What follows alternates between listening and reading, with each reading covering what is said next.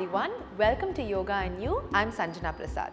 Surya Namaskaras are probably already a part of your practice. But sometimes when we practice something over and over again, our practice almost becomes blind and we lose sight of the nuances of the practice. So this video is a refresher for you. We're going to be going through some of the common mistakes in Surya Namaskaras and how to correct them so you can go back and improve your practice. We're going to get started at the top of the mat in Samastitihi. So your feet together, toes heels touching, shoulders rolled back, chin down, neck neutral and fingertips pointing to the floor. If you feel your knees are knocking into each other, feel free to keep your feet hip width apart. The most common mistake here is hyperextending or locking the knees. That causes a lot of pressure on the knee joint. So you want to keep your knees soft but not too bent. Okay? Then working upwards towards your lower back. We have a tendency to stick the lower back out and leave the chest and belly rolling forward. So draw the lower belly in, tucking the tailbone under. This allows you to engage your core muscles and also maintain a neutral spine, protecting the lower back, activating the glute. Rolling the shoulders back without sticking the chin in front, keeping the neck in line with the spine. Fix a point in front of you to focus on. It can either be on the floor or right in front of you. Now you're going to inhale, and as you exhale, you bring your palms to the heart center in Pranamasana.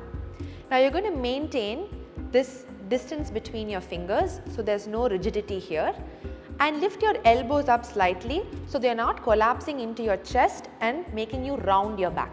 Chest is lifted up, elbows slightly away from you. As you inhale, take your arms forward. You don't have to swing your body forward here. It's just a very simple arm movement. Continue to inhale, send your hips forward and start to arch the back. You notice that my palms are parallel to each other. If you can also join your palms. Make sure the palms are not pointing forward, elbows are not sticking out. The most common mistake here is trying to overarch by dropping the neck back. This causes a lot of pressure on the back of your neck. You want to move the neck along with your spine. Think of your body as one unit. So as you inhale, lift your arms up. Let your upper arms come by the sides of your ears. Start to send the hip forward, continue to arch back. My neck goes back only as far as my spine. So I'm not doing this, I'm going to stop here.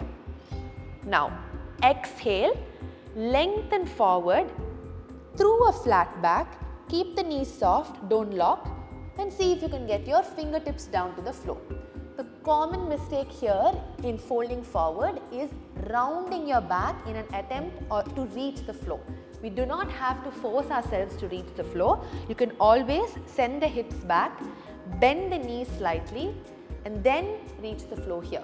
So don't push the body to straighten the leg. Once you start to do that, this will start to happen. So keep the knees soft and think about lengthening the spine and getting this contact between your belly and the thigh. Your fingertips can stay here. If you have blocks, you can also use the blocks to elevate and find a little bit of height in this posture. This is on exhalation. Now on your next inhale, taking your right foot back, place the right knee down on the mat. Common mistake here is keeping the toe tucked. You release the toes so your toes are pointed, knee and ankle in one line. You do not lift the heel off here, place the heel on the mat. Most common mistake here is sinking the chest down into the thigh. Try and place both your palms down and inhale, lengthen up from the chest. If this is very difficult for you, you can also stay on your fingertips or again use your blocks to find a little bit of elevation. So once you're here, you maintain the knee and ankle position.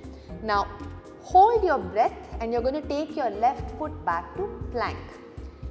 Tuck your right toes, take the left foot back into plank position. Most common mistake from the heels, you either send the heel back too much or you lock the knees or bend the knees, you start to sink the hip or raise the hip too much, or your elbows are bent or locked, or your wrist and shoulder alignment is displaced. So if you notice through all of these mistakes, the form of the plank itself looks off. So we're going to correct this one by one. We're going to start from the heel. So in your plank position, you want your heel to be in line with the toes. This allows you to engage your core to the maximum and build strength in your core. So get your heel in line with the toes. Make sure the knees are soft but not bent either. But neither are you hyperextending. There's a difference between keeping it soft and bent. Then you want to focus on keeping your thighs and glutes active. So your glutes are also engaged here. Suck your lower belly in nicely. This will prevent you from collapsing the hips down. Okay? Keep drawing the belly in, so you're maintaining this one line in the body. And if you notice, my shoulder and my wrist are in one line. My fingers are nicely spread out and I am slightly pushing the floor from me. So my shoulders are not retracted this way. There's a little bit of engagement when I'm pushing the floor. This is your plank position or Dandasana. From there, the common mistake while going into Ashtanga Namaskara is bringing the knees too much to the front or too much to the back. This will make you collapse to the floor. So from your plank position, you're going to drop the knees exactly where they are. And when I do this, I'm not sinking my hip.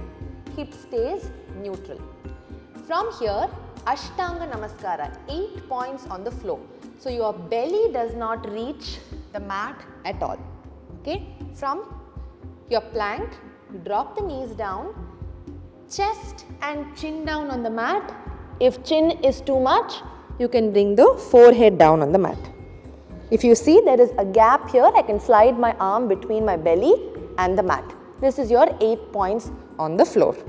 Now, very often what we do is 1, we either go flat to the floor, 2, we collapse. We do this slight arch to go to the floor. This is a lot of pressure on the lower back.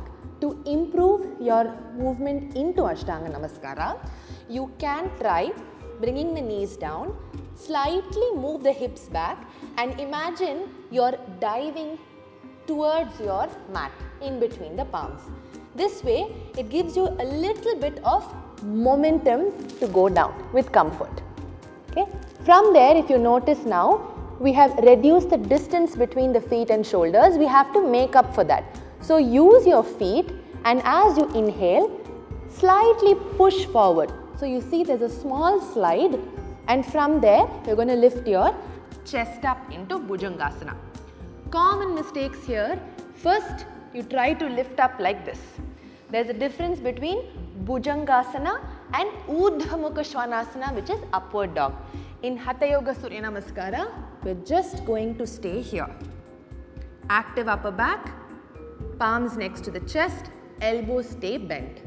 Second common mistake, lifting the feet off or allowing your heels to open up. You have to bring your awareness to your inner thighs, lower belly. Keep drawing in on them and press the feet into the floor. This will allow you to work more on the glutes and your upper back. So another common mistake in Bhujangasana is trying to lift your chin up. Bhujangasana is a movement from the spine. So when you're trying to lift up, just like our back bend when you're standing, don't try to drop the head back. Start lifting from the spine. Your neck just moves along with the spine. There's no additional movement there. Now from here, as you exhale, tuck your toes on the mat, use your palms and push yourself back into Parvatasana or mountain pose. Now if you notice, I have my knees bent so that I can maintain this nice long spine. If I start to straighten and overextend my knees, you notice how my back starts to round. So you want to keep the knees soft and work on moving the weight away from your palms, sending your hips up and back as much as you can. This is your Parvatasana. Try not to lock the elbows, keep the elbows soft. Now on your inhalation, you're going to step the right foot forward between the palms. This is not a mistake, but it happens to a lot of us where the foot gets stuck halfway. A good trick for that, one would be to hold the ankle and slowly bring it all the way to the front. This way you can come into your Ekapada Prasaranasana. 2, sometimes we don't engage the core enough to bring the foot forward. You have to create space for that. So from your downward facing dog, make sure you're drawing the navel in, bring the knee high up, close into your belly, and then shift forward. You will be able to bring the foot all the way to the top between your palms. From here, you need to relax the other leg. Again, lift the chest up. You can stay on your fingertips or use the block. Following exhalation, tuck the left toes, step forward, following the same alignment. Knees soft, lengthen spine. Only if you start to get comfortable here, you're going to go into a full forward fold. If not, stay with the knees bent. Coming up from this position is very crucial. A lot of times we come up with a rounded spine and in a hurry, just this way. So you want to think about extending the arms forward and coming up as one unit. So from here, as you inhale, lift your arms up to your ear level. Now your upper body is one unit. Suck the belly in, come all the way up and continue arching the back. No pressure in the lower back, active glutes, neck in line with the spine, palms facing each other or joined. As you exhale, slowly bring your palms back to Pranamasana. Release your hands and you're going to repeat the entire thing to the other side. In this video, we focused more on the asana aspect of the Surya Namaskara, but we should understand that the Surya Namaskara is a complete practice. It has asana, it has pranayama, it has bandhas, mudra, and it becomes a very meditative practice. So another very common mistake is the breathing. We either breathe too fast or too slow, or the movement and the breath are not in sync. So take your time, practice at your own pace, but focus on getting the breathing right along with these alignment cues. I really hope this video helps you to up your Surya Namaskara game and improve your practice. I'll see you in the next video. Thank you so much.